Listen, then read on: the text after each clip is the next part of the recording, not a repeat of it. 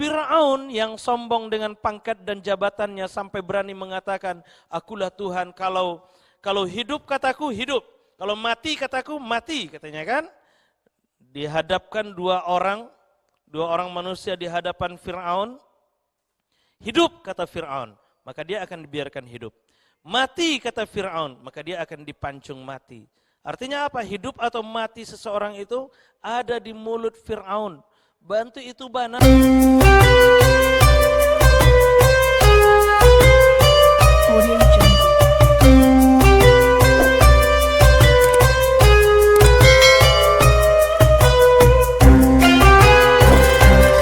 Kata Rasulullah sallallahu alaihi wasallam, "Wa ma tawadda'a ahadu lillah illa rafa'ahu Allahu."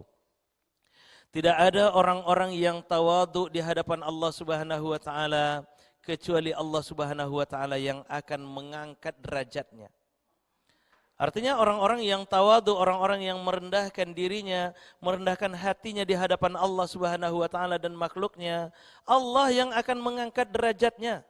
Jadi tidak perlu kita menggembar-gemborkan kita ini, kita itu, segala macam untuk mengangkat derajat kita dan segala macamnya itu. Cukuplah kita merendahkan diri di hadapan Allah Subhanahu wa taala dan makhluknya. Tidak ada gunanya kita bersikap sombong.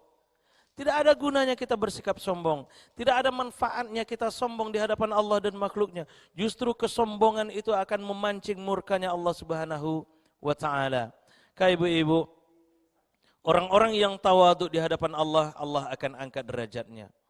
Orang-orang yang sombong justru Allah benamkan, Allah hancurkan. Betapa banyak orang-orang yang sombong. Kan sumber kesombongan itu ada 4, Bu.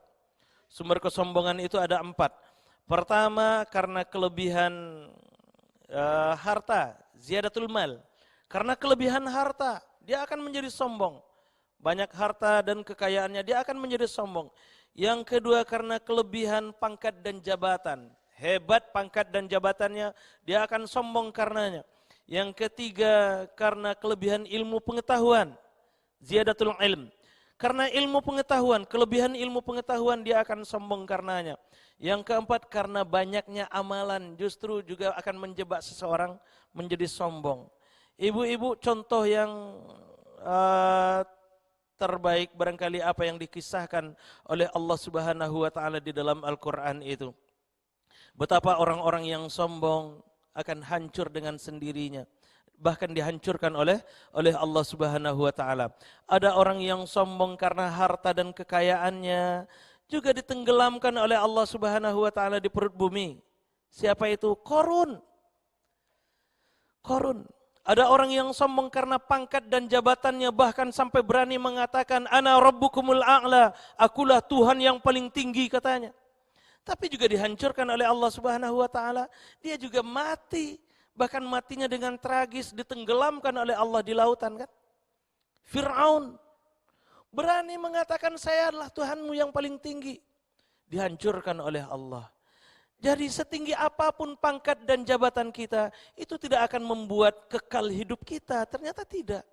Sebanyak apapun harta dan kekayaan kita, itu juga tidak akan membuat kekal kehidupan kita. Ada orang yang sombong karena ilmu pengetahuannya. Haman yang bisa merubah tali temali itu menjadi ular di zaman Nabi Musa itu kan. Tapi juga akhirnya mati juga. Akhirnya juga mati. Maka oleh karena itu tidak ada gunanya kita sombong. Kalau kita menganggap harta dan kekayaan itu sebagai sumber kemuliaan, tentu Qarun lebih mulia dibandingkan dengan kita. Kalau kita karena saking banyaknya harta kan, bahkan harta Qarun yang ditenggelamkan oleh Allah di perut bumi itu sampai ke Indonesia. Dari Mesir, di Mesir dia ditenggelamkan. Kita di Indonesia gali sumur misalnya, Batamu, Ameh, Sabungkah, itu harta siapa? Harta Qarun, sampai kok harta Qarun ke Indonesia kan, padahal jarak Indonesia dengan Mesir itu 9.000 kilo.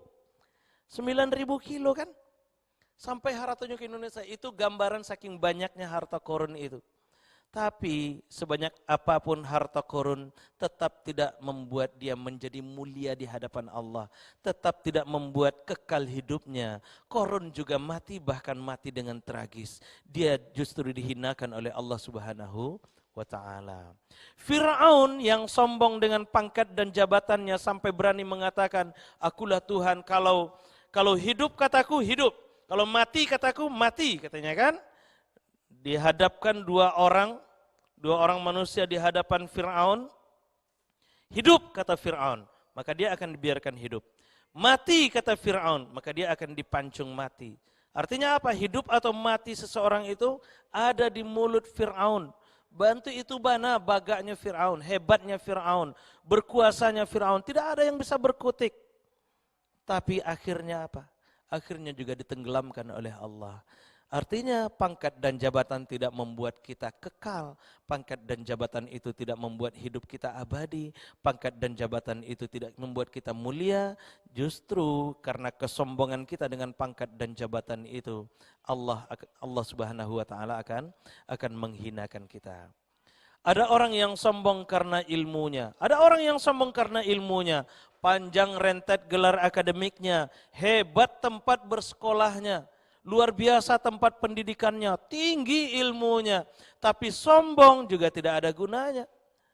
Bahkan saya pernah ketemu dengan, mohon maaf, saya pernah ketemu dengan profesor yang tidak mau sama sekali mendengar pengajian mahasiswa yang baru tamat, sarjana S1.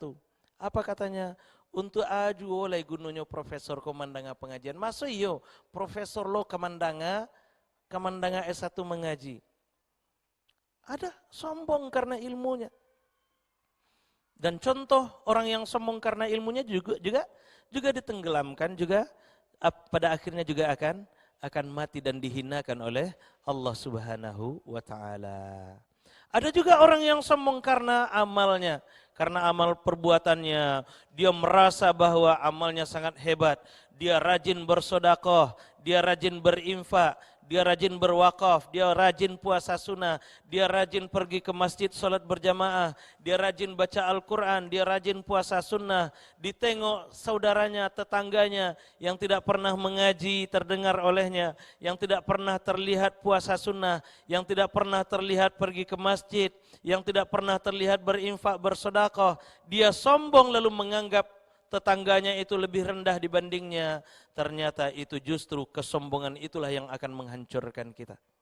Kesombongan itu justru yang akan menghancurkan kita. Apakah kita bisa menjamin bahwa kita lebih mulia dibandingkan dengan tetangga kita yang tidak pernah ke masjid itu? Tidak. Bukan berarti kita yang rajin ke masjid lalu tetangga kita tidak pernah ke masjid tidak pernah nampak oleh kita ke masjid, lalu dia lebih rendah derajatnya dibandingkan dengan kita. Tidak. Kita rajin bersedekah, tetangga kita tidak pernah terlihat oleh kita bersedekah, lalu kita menganggap dia lebih rendah dibandingkan dengan kita. Jangan. Kita rajin berpuasa, kita rajin baca Quran, tetangga kita tidak pernah terlihat oleh kita, tidak pernah terdengar oleh kita baca Quran, lalu kita menganggap bahwa kita lebih mulia dibandingkan dengan kita. Tidak, standar kemuliaan bukan kita yang menentukan. Kemuliaan kita itu bukan kita yang menentukan. Kemuliaan kita itu ada di mata Allah Subhanahu wa taala. Inna akramakum indallahi atqakum, kata Allah dalam Al-Hujurat ayat yang ke-13 itu. Orang yang mulia itu standarnya ada di hadapan Allah Subhanahu wa taala, yaitu ketakwaan, ketundukan hati. Ketundukan hati kita di hadapan Allah Subhanahu wa taala. Maka orang tua mengajarkan kalau mandi di baruh-baruh. Kan gitu nah Bu. Kalau mandi di baruh-baruh, kalau mengecek di bawah-bawah, seperti itu kan. Tidak usah sombong, tidak ada gunanya sombong. Wa ma tawadhu'a ahadu lillah illa rafa'ahu Allah. Tidak ada orang-orang yang tawadhu di hadapan Allah kecuali Allah Subhanahu wa taala yang akan mengangkat derajat kita. Artinya ketawaduan kita di hadapan Allah Subhanahu wa taala itu justru akan mengangkat derajat kita di hadapannya. Itu janji Allah yang ketiga. Jadi ada tiga janji Rasulullah sallallahu alaihi wasallam, janji Allah yang disampaikan melalui lisan Rasulullah sallallahu alaihi wasallam. Yang pertama, harta tidak akan pernah berkurang Jika kita sedekahkan, semakin banyak kita bersedekah di hadapan Allah Subhanahu wa taala kepada makhluk-makhluk Allah Subhanahu wa taala, maka Allah Subhanahu wa taala yang akan mengganti sedekah kita itu.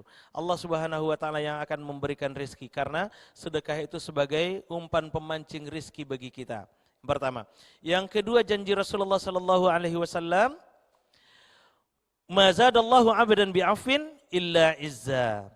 Allah tidak akan menghinakan seseorang dengan memaafkan, justru dengan kesediaan hati kita memaafkan saudara-saudara kita yang bersalah kepada kita. Kan kadang-kadang gara-gara ayam tetangga main ke rumah awak, ke pekarangan awak, kemudian buang tainya di pekarangan awak jadi bacaka aja tetangga kan. Gara-gara anak awak bacaka jo anak tetangga awak bercakap pula je tetangga awak. Yang anak sudah bercakapnya, bakawan lo balik awak. Bahkan sampai bertahun-tahun ndak bakawan, ndak basapuan. Kan luar biasa itu. Luar biasa itu. Padahal kadang-kadang dengan kesalahan sedikit kita menjadi bermusuhan. Dengan kesalahan sedikit kita jadi tidak bersapaan. Itu luar biasa. Bahkan saya pernah punya tetangga yang yang sudah puluhan tahun tidak bersapaan. Kan luar biasa itu, Ibu. Apa gunanya? Tidak ada manfaatnya kita tidak bersapaan dengan tetangga itu. Tidak ada gunanya. Justru tetangga itu yang akan menyelamatkan kita duluan. Kalau kita sakit, tetangga yang akan menyelamatkan.